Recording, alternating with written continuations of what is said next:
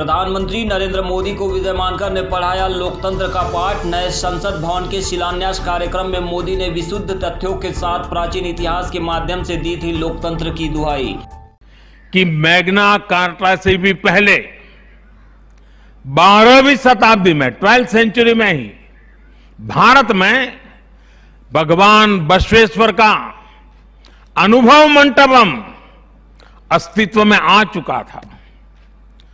अनुभव मंटपम के रूप में उन्होंने लोक संसद का न सिर्फ निर्माण किया था बल्कि उसका संचालन भी सुनिश्चित किया था। मोदी जी ने जो ये बात कही और ये सारी बात कह के उन्होंने जो एक झूठा इतिहास जो गढ़ने का जो कोशिश की, India is the mother of जो है डेमोक्रेसी, जो उन्होंने एक काल्पनिक बात कही। तो भाई मोदी जी, आपको ये बात ध्यान में होना चाहिए, आप पॉलिटिकल साइंस को पढ़ लीजिए, राजनीतिक शास्त्र को पढ़ लीजिए, थोड़ा कॉन्स्टिट्यूशन ह्यूमन राइट्स को पढ़ लीजिए, थोड़ा सा हिस्ट्री प्री हिस्ट्री को पढ़ लीजिए और केवल भारत की मत पढ़िए। जो काली टोपी की जो रेशिमबाग और महल की जो आपकी नागपुर की यूनिवर्सिटी है, उससे अगर आप पढ़ेंगे तो आपकी हंसी उड़ेगी पूरी दुनिया के अंदर में। आज इंटरनेशनल पार्लियामेंट्री यूनियन के लोग सुन रहे थे, वो कहेंगे कि कैसे प्रधानमंत्री, इनको जो है पूरा डेमोक्रेसी का इतिहास नहीं मालूम है। और मैग्ना कार्टा से जो आपने कही कि भाई डेमोक्रेसी का उदय माना जाता, मैग्ना कार्टा से डेमोक्रेसी का उदय नहीं माना जाता है मोदी जी। वो राइट्स का पहला सिस्टमैटिक चार्टर है 1215 का।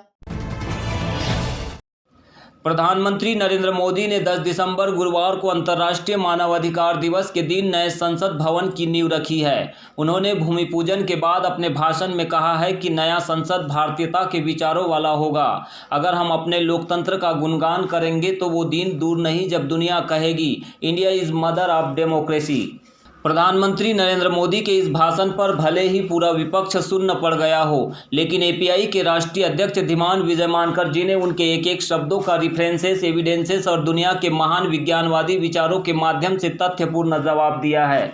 आज हम आपको प्रधानमंत्री नरेंद्र मोदी के नए संसद भवन के शिलान्यास कार्यक्रम की एक एक बातें और उस पर मोदी जी को लोकतंत्र, प्राचीन इतिहास और विज्ञान का पाठ पढ़ाते एपीआई के राष्ट्रीय अध्यक्ष धीमान विजय मानकर जी का एक एक धमाकेदार वीडियो दिखाएंगे, जिसे हमने प्रधानमंत्री नरेंद्र मोदी के भाषण के समतुल्य ही 3 अलग अलग भागों में बांट दिया है। आइए शुरुआत करते हैं हम इस खास रिपोर्ट की।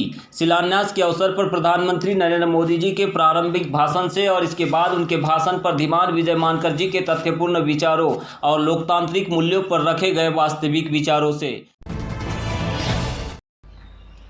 देश के लोग, आने वाली पीढ़ियां नए भवन को देखकर गर्व करेगी कि ये स्वतंत्र भारत में बना है।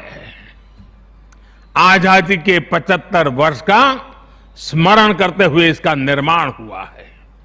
साथियों, संसद भवन की शक्ति का स्रोत, उसकी ऊर्जा का स्रोत हमारा लोकतंत्र है। आजादी के समय किस तरह से एक लोकतांत्रिक राष्ट्र के रूप में भारत के अस्तित्व पर संदेह और शंकाएं जताई गई थी, ये इतिहास का हिस्सा है। अशिक्षा, गरीबी, सामाजिक विविधता और अनुभवहीनता जैसे अनेक तर्कों के साथ ये भविष्यवाणी भी कर दी गई थी कि भारत में लोकतंत्र असफल हो जाएगा। आज हम गर्व से कह सकते हैं कि हमारे देश ने उन आशंकाओं को न सिर्फ गलत सिद्ध किया है बल्कि 21वीं सदी की दुनिया भारत को अहम लोकतांत्रिक ताकत के रूप में आगे बढ़ते हुए देख भी रही है। नहीं, सबसे पहले तो मैं ये कहना चाहूंगा कि आज जो नए संसद की जो आधारशिला रखी गई है, ये तो अपने आप में एक वेलकम स्टेप है, लेकिन जिस तरह से वो किया गया वो मैं समझता हूं कि संयुक्तिक नहीं है। वो हास्यास्पद है और बड़ा विडंबना है कि देखिए, लोकतंत्र के इतिहास को जब हम पढ़ते हैं और अधिकारों की इतिहास को जब हम पढ़ते हैं तो उसमें धर्मों का कोई प्रमुख रोल नहीं है। रादर हम ये देखते हैं कि धर्मों से लड़कर ही लोकतंत्र का और अधिकारों का जो है वो सुदृढ़ीकरण हुआ है, उदय हुआ है। तो इस लिहाज से यदि हम देखते हैं तो मैं समझता हूं कि जो उन्होंने वैदिक मंत्रोपचार करके जो है उसका जो आधारशिला रखी वो बिल्कुल गलत है। वो एक धर्म के लिहाज से उन्होंने किया और धर्म का इसमें रोल ही नहीं है। लोकतंत्र और अधिकारों में धर्मों का रोल ही नहीं है। यदि आप अगर इसको पढ़ते हैं तो राइट्स की जहां तक बात है तो राइट्स की बात जो है वो मैग्ना कार्टा 1215 से जो है अधिकारों का फर्स्ट चार्टर ऑफ राइट्स उसे माना जाता है। उसके बाद में ब्रिटिश बिल ऑफ राइट्स है, फिर वर्जीनिया बिल ऑफ राइट्स है, फिर अमेरिकन बिल ऑफ राइट्स है, फिर फ्रेंच डिक्लेरेशन ऑफ राइट्स है। उसके बाद में जो है जो सोशलिस्ट और कम्युनिस्ट लोगों का हुआ उसमें वर्कर्स राइट्स आए। फिर मैरी वॉल्फेंस्क्राफ्ट जो है उन्होंने जेंडर राइट्स की जो है वो बात की है। तो आप यदि देखेंगे तो ये जो सारा थिंकर्स है ये तो ह्यूमैनिस्टिक थिंकर्स थे। ये सारे जो है वो कहीं ना कहीं जो है वो मानवता को मानने वाले लोग थे, वो विज्ञान को मानने वाले लोग थे। उन्होंने जो है वो ये सारे थॉट्स दिए हैं और उस लिहाज से जो है ये जो व्यू है कि धर्म के इससे विधि से जो उन्होंने किया वो बिल्कुल विसंगत है। मैं समझता हूं ये विडंबना है कि प्रधानमंत्री और हमारे देश के जो अध्यक्ष है, लोकसभा के जो स्पीकर है, उनके मौजूदगी में ये जो काम हुआ, दोनों हाउसेस के स्पीकर, मैं समझता हूं कि ये ठीक नहीं है, विसंगति है। पहला भाग तो आपने देख ही लिया है। अब हम आपको प्रधानमंत्री नरेंद्र मोदी जी के भाषण से जुड़े उन ऐतिहासिक प्राचीन तथ्यों को सुनाएंगे जिसका आज के लोकतंत्र में कोई सार ही नहीं मिलता है। उसके बाद हम आपको इसके जवाब में विजय मानकर जी का एक ऐसा वीडियो दिखाएंगे जो कि मोदी जी के लोकतंत्र पर बांटे गए ज्ञान को न केवल कमतर बताता है बल्कि मोदी जी को दुनिया में हंसी का पात्र बनने से भी आप नहीं रोक पाएंगे। हम देखते सुनते हैं दुनिया में 13वीं शताब्दी में रचित मैग्ना कार्टा की बहुत चर्चा होती है। कुछ विद्वान इसे लोकतंत्र की बुनियाद भी बताते हैं, लेकिन ये भी बात उतनी ही सही है कि मैग्ना कार्टा से भी पहले 12वीं शताब्दी में 12th सेंचुरी में ही भारत में भगवान बसवेश्वर का अनुभव मंटपम अस्तित्व में आ चुका था। अनुभव मंटपम के रूप में उन्होंने लोक संसद का न सिर्फ निर्माण किया था बल्कि उसका संचालन भी सुनिश्चित किया था। और भगवान बसवेश्वर जी ने कहा था, ಈ ಅನುಭವ ಮಂಟಪ ಜನಸಭಾ ನಾದಿನ ಮಟ್ಟು ರಾಷ್ಟ್ರದ ಉನ್ನತಿಗೆ ಹಾಗೂ ಅಭಿವೃದ್ಧಿಗೆ ಪುರಗಾವಗಿ ಕೆಲಸ ಮಾಡುತ್ತದೆ। यानी ये अनुभव मंटपम एक ऐसी जनसभा है जो राज्य और राष्ट्र के हित में और उनकी उन्नति के लिए सभी को एकजुट होकर काम करने के लिए प्रेरित करती है। अनुभव मंटपम लोकतंत्र का ही तो एक स्वरूप था। साथियों, इस कालखंड के और पहले जाएं तो तमिलनाडु में चेन्नई से 80-85 किलोमीटर दूर उत्तरा मेरूर नाम के गांव में एक बहुत ही ऐतिहासिक साक्ष्य दिखाई देता है। इस गांव में चोल साम्राज्य के दौरान 10वीं शताब्दी में पत्थरों पर तमिल में लिखी गई पंचायत व्यवस्था का वर्णन है, 10th सेंचुरी। और इसमें बताया गया है कि कैसे हर गांव को कुटुंब में कैटेगराइज किया जाता था, जिनको अगर आज की भाषा में कहना है तो हम आज उसको एक वार्ड कह सकते हैं। उन कुटुंबों से एक एक प्रतिनिधि महासभा में भेजा जाता था और जैसा आज भी होता है, इस गांव में 1000 वर्ष पूर्व जो महासभा लगती थी वो आज भी वहां मौजूद है। और साथियों, 1000 वर्ष पूर्व बनी इस लोकतांत्रिक व्यवस्था में एक और बात बहुत महत्वपूर्ण थी। उस पत्थर पे लिखा हुआ है, उस शिलालेख में वर्णन है इसका, और उसमें कहा गया है कि जनप्रतिनिधि को चुनाव लड़ने के लिए अयोग्य घोषित करने का भी प्रावधान था उस जमाने में। और नियम क्या था? नियम यह था कि जो जनप्रतिनिधि अपनी संपत्ति का ब्यौरा नहीं देगा, वो और उसके करीबी रिश्तेदार चुनाव नहीं लड़ पाएंगे। कितने सालों पहले, सोचिए कितनी बारीकी से उस समय पर हर पहलू को सोचा गया, समझा गया, अपनी लोकतांत्रिक परंपराओं का हिस्सा बनाया गया। साथियों, लोकतंत्र का हमारे इतिहास देश के हर कोने में नजर आता है, कोने कोने में नजर आता है। कुछ शब्दों से तो हम बराबर परिचित हैं, सभा, समिति, गणपति, गणाधिपति, ये शब्दावली हमारे मन मस्तिष्क में सदियों से प्रवाहित है। सदियों पहले शाक्य, मल्ल और वेजी जैसे गणतंत्र हो, लिच्छवी, मल्लक, मड़क और कंबोज जैसे गणराज्य हो, या फिर मौर्य काल में कलिंग, सभी ने लोकतंत्र को ही शासन का आधार बनाया था। हजारों साल पहले रचित हमारे वेदों में से ऋग्वेद में लोकतंत्र के विचार को समज्ञान यानी समूह चेतना, कलेक्टिव कॉन्शियसनेस के रूप में देखा गया है। साथियों, आमतौर पर अन्य जगहों पर जब डेमोक्रेसी की चर्चा होती है तो ज्यादातर चुनाव की प्रक्रिया, इलेक्टेड मेंबर्स, उनके गठन की रचना, शासन प्रशासन, लोकतंत्र की परिभाषा इन्हीं चीजों के आसपास रहती है। इस प्रकार की व्यवस्था पर अधिक बल देने को ही ज्यादातर स्थानों पर उसी को डेमोक्रेसी कहते हैं। लेकिन भारत में लोकतंत्र एक संस्कार है। भारत के लिए लोकतंत्र जीवन मूल्य है, जीवन पद्धति है, राष्ट्र जीवन की आत्मा है।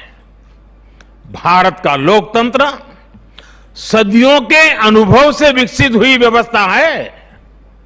भारत के लिए लोकतंत्र में जीवन मंत्र भी है, जीवन तत्व भी है, और साथ ही व्यवस्था का तंत्र भी है, तत्व भी है, तंत्र भी है। समय समय पर इसमें व्यवस्थाएं बदलती रही, प्रक्रियाएं बदलती रही, लेकिन आत्मा लोकतंत्र ही रही। और विडंबना देखिए, आज भारत का लोकतंत्र हमें पश्चिमी देशों से न समझाया जाता है। जब हम विश्वास के साथ अपने लोकतांत्रिक इतिहास का गौरवगान करेंगे तो वो दिन दूर नहीं जब दुनिया भी कहेगी India is mother of democracy, India is mother of democracy, India is mother of democracy. बड़ी हास्यास्पद है कि हमारे प्रधानमंत्री को राजनीतिक शास्त्र नहीं मालूम, इतिहास नहीं मालूम, संविधान, मानव अधिकार और वेरियस जो लॉज है उसका डिटेल नहीं मालूम। उनको ये फर्क नहीं मालूम कि ग्राम सभा और लोकसभा के बीच में क्या फर्क होता है। जो उन्होंने सभाएं, गणपति, गणाधिपति, जो परिषद की जो बातें की है, तो परिषद वॉज नॉट द कैबिनेट, ये हमारे प्रधानमंत्री जी को मालूम होना चाहिए। जो सभाओं की उन्होंने बात की, जो लिच्छवी या मल्लाहों की या जो वैशाली के जो उन्होंने जो रिपब्लिकस हम कहते हैं, गणराज्य कहते हैं, वो इलेक्टेड बॉडीज नहीं थी, लॉ मेकिंग बॉडीज नहीं थी, उसमें सारे महिलाओं को जो है वो वोटिंग राइट नहीं था, रिप्रेजेंटेशन का राइट नहीं था, शूद्र जो है उसमें से एक्सक्लूडेड थे। तो ये बात जो है वो कैसे भूल गए? जो चोला किंगडम में जो उन्होंने 10वीं शताब्दी का जो उदाहरण दिया, तो चोला यानी राजाशाही के साथ में लोकशाही नहीं चल सकती, उसका उदाहरण उन्होंने दिया। फिर उन्होंने वेदों का कोई उदाहरण दिया, तो वेदों का क्या लेना देना है इसमें? वेद जो है वो तो वर्ण की बात करते हैं, वो तो विषमता की बात करते हैं। और वेदों के समय में भी कोई जो है वो ऐसी सभा नहीं थी कि जो चुनाव के माध्यम से जो है सभा में इलेक्टेड होके जाते थे और सबको वहां खड़े रहने का या वोटिंग करने का अधिकार था। तो इसलिए जो है मैं समझता हूं कि मोदी जी ने जो ये बात कही, और ये सारी बात कह के उन्होंने जो एक झूठा इतिहास जो गढ़ने का जो कोशिश की, India is the mother of जो है डेमोक्रेसी, जो उन्होंने एक काल्पनिक बात कही। तो भाई मोदी जी, आपको ये बात ध्यान में होना चाहिए, आप पॉलिटिकल साइंस को पढ़ लीजिए, राजनीतिक शास्त्र को पढ़ लीजिए, थोड़ा कॉन्स्टिट्यूशन ह्यूमन राइट्स को पढ़ लीजिए, थोड़ा सा हिस्ट्री प्री हिस्ट्री को पढ़ लीजिए, और केवल भारत की मत पढ़िए। जो काली टोपी की जो रेशिमबाग और महल की जो आपकी रायपुर की यूनिवर्सिटी है, उससे अगर आप पढ़ेंगे तो आपकी हंसी उड़ेगी पूरी दुनिया के अंदर में। आज इंटरनेशनल पार्लियामेंट्री यूनियन के लोग सुन रहे थे, वो कहेंगे कि कैसे प्रधानमंत्री, इनको जो है पूरा डेमोक्रेसी का इतिहास नहीं मालूम है। और मैग्ना कार्टा से जो आपने कही कि भाई डेमोक्रेसी का उदय माना जाता, मैग्ना कार्टा से डेमोक्रेसी का उदय नहीं माना जाता है मोदी जी। वो राइट्स का पहला सिस्टमेटिक चार्टर है 1215 का। उसके बाद राइट्स के बहुत सारे, जो मैंने कहा, ब्रिटिश बिल ऑफ राइट्स है, वर्जीनिया बिल ऑफ राइट्स है, अमेरिकन बिल ऑफ राइट्स है, फ्रेंच डिक्लेरेशन ऑफ राइट्स है, फिर जेंडर राइट्स का डिक्लेरेशन है मैरी वोल्फेंस्टार्ट का। उसके बाद में लेबर राइट्स की बात है जो कम्युनिज्म सोशलिज्म से आई, आईएलओ के वजह से, और फिर ह्यूमन राइट्स आया 1948 में, 1945 और 48 में। और लोकतंत्र का पूरे तरह से यदि हम हिस्ट्री देखते हैं तो पूरी तरह से जो लोकतंत्र की संकल्पना है वो कभी भी पूरे वर्ल्ड में नहीं रही है, लेकिन उसका सबसे अच्छा फॉर्म जो है वो ग्रीक में एथेंस में था, और वो भी 6वीं शताब्दी में था ईसा पूर्व, यानी 6th BCE में जो है एथेंस में जो है वो डेमोक्रेसी के सबसे अच्छा मॉडल था। और ग्रेट रहेता जो है वो स्पार्टा का जो है कॉन्स्टिट्यूशन था। ये बात को जो है आप जो है वो कैसे भूल सकते हैं? और आप वेदों की बात करते हैं, वेदों के पहले जो है अगर आप चले जाइए तो 1780 BCE में जो है वेदों का पीरियड 16 BCE है। 1780 BCE में जो है यानी ईसा से 1780 साल पहले कोड ऑफ हम्बुर्ग है। उसके 300 साल पहले यानी आज से 4100 साल पहले जो है कोड ऑफ उरनामू है सुमेर का। तो ये हिस्ट्री जो है आप कब पढ़ेंगे कि भारत के पहले जो है वैदिक सिविलाइजेशन के पहले, वैदिक सभ्यता के पहले सिंधु सभ्यता थी, उसके पहले जो है आदिवासियों की गोंडवाना का बहुत बड़ा सभ्यता थी। पूरे दुनिया की अगर बात करूं तो मैं अगर urban phase of civilisation, rural phase of civilisation की बात करूं, नियोलिथिक रेवोल्यूशन के बाद तो सुमेर सबसे पुराना है, फिर मेसोपोटामिया है, चाइना है, भारत है, इजिप्ट है, फिर वहां पर माया और ओलमेक है। ये सभ्यताएं दुनिया के अंदर में जिसका पीरियड जो है वो वैदिक सभ्यता से काफी पहले है। और आप जो है ये तमाम बातें जो है वो नहीं समझ रहे। और डेमोक्रेसी का मॉडर्न एज में सबसे अच्छा उदय जो है वो फ्रेंच रेवोल्यूशन के बाद हुआ, अमेरिकन रेवोल्यूशन के बाद में हुआ। और जब हमने डेमोक्रेसी को अडॉप्ट किया 1949 और 1950 में पूरी तरह, तब भारत के साथ लगभग 40 देश ही दुनिया में लोकतांत्रिक थे।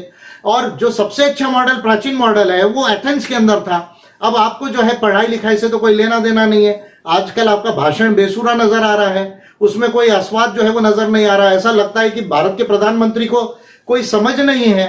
अगर आपको डेमोक्रेसी के ऊपर ठीक से पढ़ाई करना है तो पॉल कार्ट्रिज का बुक है डेमोक्रेसी का, उसको आप थोड़ा रेफर कर लीजिए, आपके आइडियाज और ज्यादा क्लियर हो जाएंगी। मैं आपको जो है वो ऑथेंटिक बुक भी बता देता हूं, पॉल कार्ट्रिज का बुक है ये, जो आपकी मान्यता है इसका बहुत डिस्कशन उसके अंदर में किया गया है। तो मोदी जी का जो ये आज का जो भाषण था वो लोकतंत्र से विसंगत है। अब तक आपने नए संसद भवन के शिलान्यास कार्यक्रम पर मोदी जी के लोकतंत्र पर दिए गए भाषण, उसके ऐतिहासिक और प्राचीन कल्पनाओं को सुना है। उसके साथ ही विजय मानकर जी के जवाब को भी ध्यान से सुना।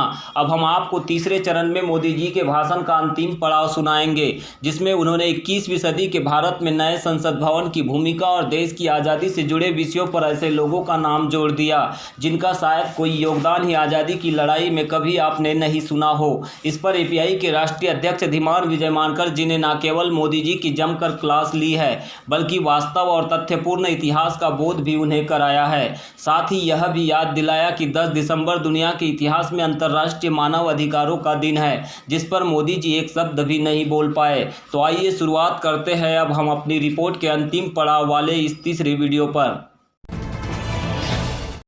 साथियों, 21वीं सदी भारत की सदी हो, ये हमारे देश के महापुरुषों और महान नारियों का सपना रहा है। लंबे समय से इसकी चर्चा हम सुनते आ रहे हैं। 21वीं सदी भारत की सदी तब बनेगी जब भारत का एक एक नागरिक अपने भारत को सर्वश्रेष्ठ बनाने के लिए अपना योगदान देगा। बदलते हुए विश्व में भारत के लिए अवसर बढ़ रहे हैं। कभी कभी तो लगता है जैसे अवसर की बाढ़ आ रही है। इस अवसर का हमें किसी भी हालत में, किसी भी सूरत में इन अवसरों को हमें हाथ से निकलने नहीं देना है। पिछली शताब्दी के अनुभवों ने हमें बहुत कुछ सिखाया है।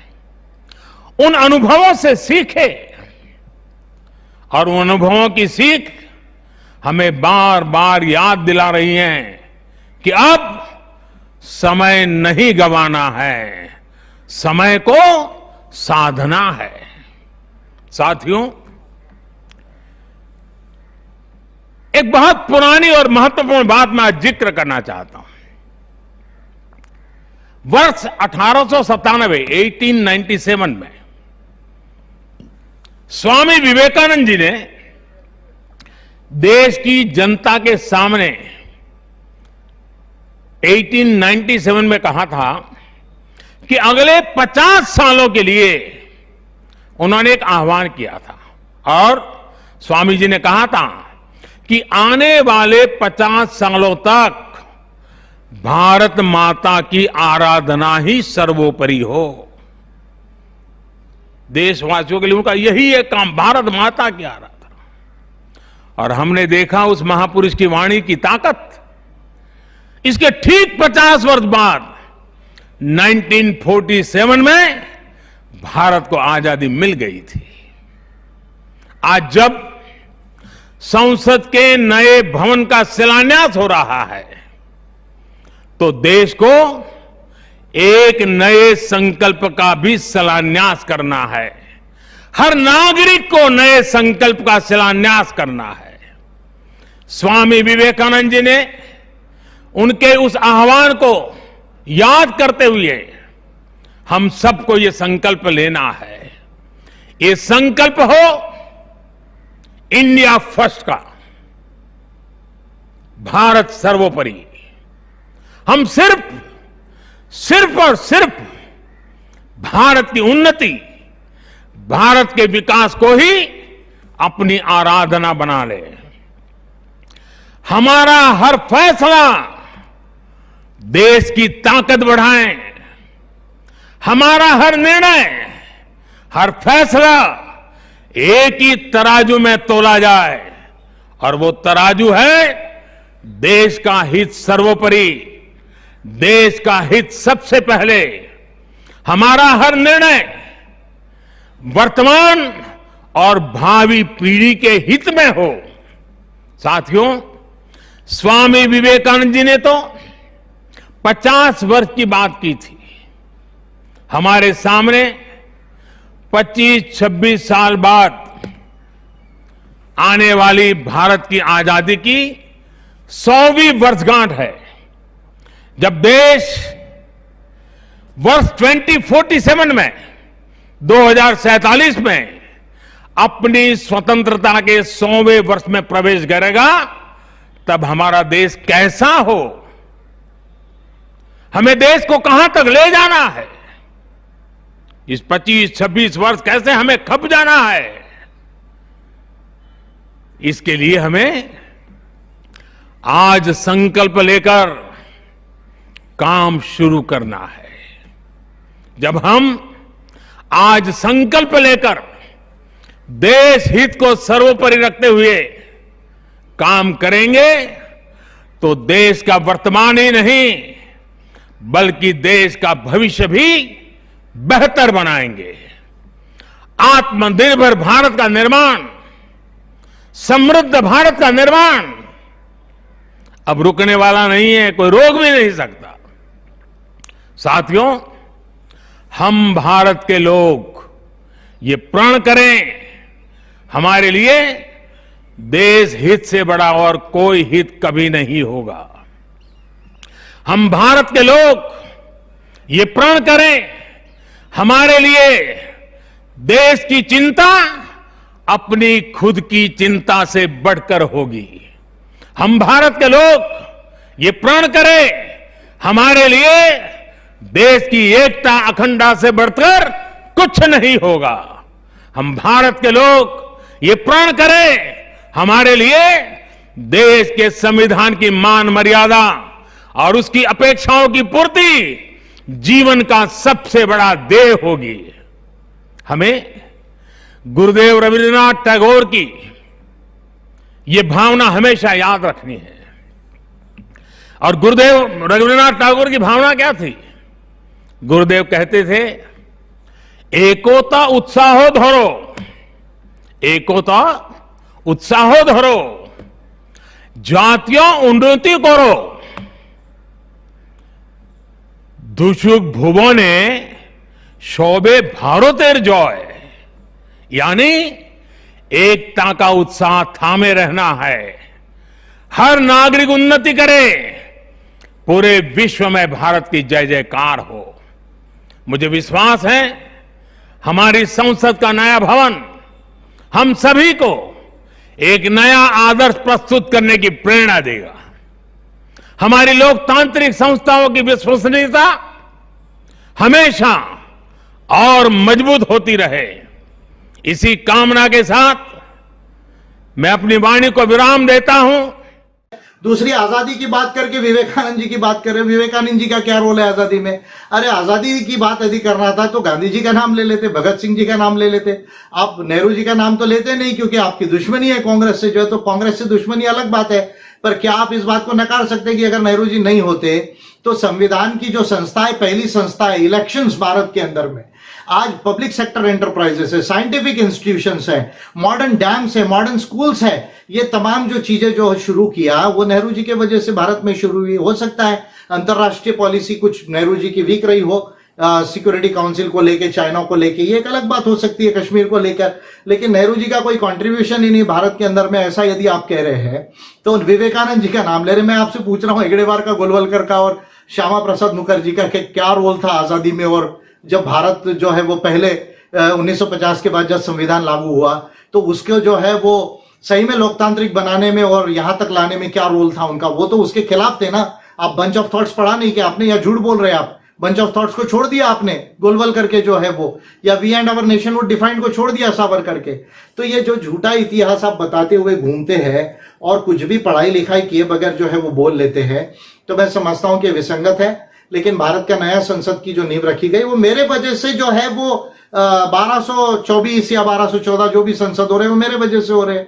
मैंने 2017 में जो 10 बिल दिए समग्र चुनावी व्यवस्था के, उसमें कैलकुलेशन करके दिए, और वो कैलकुलेशन जो है वो कैलकुलेशन बड़ा स्पष्ट है। वो कैलकुलेशन जो है, मैं ये कैलकुलेशन बता रहा हूं, ये मेरा 2017 के बिल है, आप देख लीजिएगा राज्यसभा के रिकॉर्ड्स के अंदर में जो है या नहीं है। मैं पहला लीडर हूं इंडिया का जिसने कैलकुलेशन करके दिया schedule 1, schedule 2, schedule 3, schedule 4 of the constitution of India में कि 1,500 संसद लोकसभा में होने चाहिए, उसमें 752 proportional representation system PR system में होने चाहिए, 748 जो है वो मल्टी मेंबर टेरिटोरियल कॉन्स्टिट्यूंसी यानी एफपीटीपी की डबल मेंबर कॉन्स्टिट्यूंसी में होने चाहिए, 775 राज्यसभा में होना चाहिए, 6,382 जो है वो विधायक होने चाहिए, एमएलएज होने चाहिए। तो मैंने कैलकुलेशन करके बाइंड करके दिया। उस लिहाज से आज जो संसद जो है 1224 की बात कर रही है वो एक खुशी की बात है, लेकिन अभी भी जो है मेरा ये मानना है कि जो मेरा कैलकुलेशन था 2175 का वो ज्यादा से युक्तिक है, क्योंकि 2050 तक जब आपका रेशियो बढ़ जाएगा पॉपुलेशन का तब भी अगर मेरे कैलकुलेशन से किया जाए तो लोकसभा और राज्यसभा के अगर सांसद पकड़े जाए तो 6.5 लाख से जो है वो 8 लाख के बीच में का रेशो रहेगा, और आपके कैलकुलेशन के हिसाब से 11.5 लाख से लेकर 14 लाख का जो है वो रेशो आएगा। तो अगर मैं अमेरिका का रेशो पकड़ता हूं 6-6.5 लाख का जो स्टैंडर्ड रेशो है, या वर्ल्ड में तो उससे भी बहुत कम है, अगर ब्रिटेन का पकड़ू तो 1 लाख भी नहीं है, तो मैं ये कहता हूं कि आज भी ये जो रेशो है आपका सांसद का वो सही नहीं है। और कल अगर मान लीजिए सांसद बढ़ाने की जरूरत पड़ जाएगी, आप 26 के बाद 29 में संसद तो 12 से 24 करना चाह रहे, कल अगर आपको मान लीजिए 2040 में अगर जरूरत पड़ी थी तो क्या नई बिल्डिंग फिर बनाओगे आप? तो इसलिए मैं कह रहा हूं कि अभी ठीक से कैलकुलेशन कीजिए। मेरे बिल्स 2017 के वो ऑन दी रिकॉर्ड है, मैंने राज्यसभा को सबमिट किए पिटिशनिंग सिस्टम से, उसको देख लीजिए और ये समग्र चुनावी व्यवस्था को जो है आप लाने का जो है वो प्रयास कीजिए। और मुझे बड़ी हंसी आती है, कितनी विडंबना है कि आज 10 दिसंबर को आपने जो है नींव रखी और मानव अधिकार का नाम तक नहीं लिया, मानव अधिकार दिवस की मंगल कामनाएं तक आपने भारतीयों को, भारत के लोगों को और दुनिया के लोगों को नहीं की। और क्या आप नेशन फर्स्ट नेशन फेस्ट करते हैं? नेशन इज इमेजिनरी, ये काल्पनिक होता है, ये आपको मालूम नहीं है क्या कि नेशन जो है वो रेस के आधार, कल्चर और आपकी जो है भाषा के आधार पर होता है। People first, country second, nation last, इस बात को आपको सीखने की जरूरत है। अरे लोग ही नहीं होंगे तो कहां से राष्ट्र बनता है? कोई राष्ट्र लोगों के बगैर बनता है? कोई देश बनता है क्या? जमीन के टुकड़े से देश बनता है कि लोगों से देश बनता है? और आपकी भाषा जो है, संस्कृति कौन बनाता है? लोग बनाते हैं क्या? जमीन बनाती है? जमीन का टुकड़ा बनाता है क्या? तो आपकी ये जो कल्पना है हिंदुत्व की, जो काली टोपी की, आपने महाल और रेशिमबाग की, नागपुर की यूनिवर्सिटी से जो कुछ थोड़ा बहुत सीखा, उस पर यदि आप एक प्रधानमंत्री के रूप में भाषण देंगे तो दुनिया आप पर हंसेगी। और अभी कोरोना बंदी की वजह से थोड़ा सा आपको रिलीफ है, अदरवाइज हम लोग जब सफाई करेंगे तो आपकी कितनी हंसी उड़गी, कितनी मजा उड़ाएंगे, ये तो बस जरा सोचिए आप। तो प्रधानमंत्री जी को जो है ये शोभा नहीं देता, उनको या तो पढ़ लिख लेना चाहिए अच्छे से, या उनके एडवाइजर्स है इतने मिनिस्ट्री में, कैबिनेट के लोग भी क्या ऊपर का चेंबर खाली हो गया, इतने IAS ऑफिसर्स है, उनसे एडवाइस लेते आप, आपका नीति आयोग है उनसे एडवाइस लीजिए और जरा भाषण ठीक से लिखवा के जरा भाषण दीजिए, तो मैं समझता हूं ज्यादा संयुक्तिक होगा। और लोकतंत्र का सही हिस्ट्री फिर उठाकर पढ़ लीजिए, और अगर नहीं अगर आपको कोई बता सकता है तो मैं हूं इंडिया के अंदर, आपको बुक्स खोल के दिखा देता हूं, तो उसकी नौबत नहीं आएगी। आपके पास में लोग हैं सही बता देंगे, प्रोवाइडेड आप सुनना चाहें। और कितनी हास्यास्पद बात है, दुखद बात है कि आज किसान आंदोलन कर रहे हैं और आज मानव अधिकार दिवस के रूप में आज उनको आप जो है एक रिलीफ ही दे देते आज जो है, तो मैं समझता हूं कि बहुत बड़ी बात होती है। आज 12-13 दिन में ठंड में कोरोना महामारी में वो बैठे हुए हैं और आपने गलत कानून बना दिए संसद में, क्योंकि मेजॉरिटी थी आपके पास। वो मेजॉरिटी भी आपकी खुद के बदौलत नहीं आई है, ये जो गलत चुनावी व्यवस्था FPTP की और EVM की, उसके वजह से आपको ज्यादा सीटें आती है। तो इसका मतलब ये नहीं कि आपको मेजॉरिटी मिल गई 2, 4, 5, 10 सीट तो कुछ भी कानून आप बना लेंगे। तो मैं समझता हूं कि ये सही नहीं है, कि धर्म का इसमें कोई रोल नहीं, लोकतंत्र और अधिकारों में इसका धर्म काल्पनिक है, उनका कोई इसमें रोल नहीं है। डेमोक्रेसी और राइट्स, यदि धर्म के साथ संघर्ष नहीं होता दुनिया में तो ये नहीं आते। और इसलिए उन लोगों को याद करना चाहिए था, लॉक को, होब्स को, ग्रोटियस को, एरिस्टोटल को, सीरो को, थॉमस पेन को, जेफरसन को, जेम्स मिल को, जेम्स मेडिसन को। यदि आप जो है याद करते, मार्क्स और फ्रेडरिक एंजल्स को करते, गुरनार्ड माइंड्रल को करते, तो मैं समझता कि ज्यादा जो है वो संयुक्तिक होता। तो मैं समझता हूं कि आज का ये जो आपकी विधि ये बिल्कुल विसंगत है, वो गलत है, और आपका भाषण तो हास्यास्पद है, एक प्रधानमंत्री को शोभा नहीं देता। और देश की, दुनिया के सबसे बड़े लोकतंत्र का प्रधानमंत्री को लोकतंत्र की इतिहास नहीं मालूम, लोकतंत्र के डिटेल्स यदि नहीं मालूम, लोकतंत्र यानी सभा नहीं होती मोदी जी। लोकतंत्र का मतलब सबको चुनाव में खड़े रहने का अधिकार होता है और वोट देने का अधिकार होता है। सबको वोट देने का अधिकार होता है, प्रतिनिधित्व करने का अधिकार होता है, लोकतंत्र का पहला सिंबल है। दूसरा, लोकतंत्र में सबके अधिकार होते हैं, केवल मेजॉरिटी के नहीं, माइनॉरिटी के भी राइट्स होते हैं। फिर आप लव जिहाद के कानून कर रहे हैं, ये क्या है? क्या ये लोकतांत्रिक कानून है? क्या आप ये जो किसान बिल है क्या लोकतांत्रिक कानून है? ये विसंगत है मानव अधिकार और लोकतंत्र के और संविधान के। उसके बाद में लोकतंत्र में 3 ऑर्गन्स ऑफ स्टेट होते हैं और 4th ऑर्गन ऑफ स्टेट अभी ओम्बुड्समैन की जो है कंसेप्ट आ रही है। फिर लोकतंत्र के अंदर में जो है चेक्स एंड बैलेंसेस होती है, लोकतंत्र के अंदर में जो है वो राइट्स होते हैं, प्रोसीजर्स होते हैं, और इलेक्टोरल सिस्टम जो है वो सही होता है, एक वोट को एक मूल्य देने का। तब ये तमाम चीजें जाकर लोकतंत्र जो है साकार होती है। और उसके साथ लोकतंत्र का सार होता है, इथोस होती है, जिसको आप लोकतंत्र की मान्यताएं कह सकते हैं। वो जीवन में होता है, लोगों के विचारों में होता है। ये सब जाके डेमोक्रेटिक जो प्रिंसिपल्स है, डेमोक्रेटिक इंस्टीट्यूशंस है और डेमोक्रेटिक इथोस से लोकतंत्र कंप्लीट होता है। ये सभा, परिषद, गणपति, गणाधिपति, ये जो संकल्पना है वो लोकतंत्र का विचार हो सकता है, उसमें कुछ थोड़ा बहुत, लेकिन वो पूरा लोकतंत्र नहीं है। आप जरा पॉलिटिकल साइंस को जरा अच्छे से पढ़िए तो मैं समझता हूं आपको ये बात समझ में आ जाएगी। तो बस मैं आज इतना ही कहना चाहूंगा कि धर्म का इसमें कोई रोल नहीं, ये गलत था धार्मिक विधियों से जो आपने किया, और लोकतंत्र की सही हिस्ट्री को, ह्यूमन राइट्स की सही हिस्ट्री को आपको फिर पढ़ लेना चाहिए, वो ज्यादा अच्छा होगा।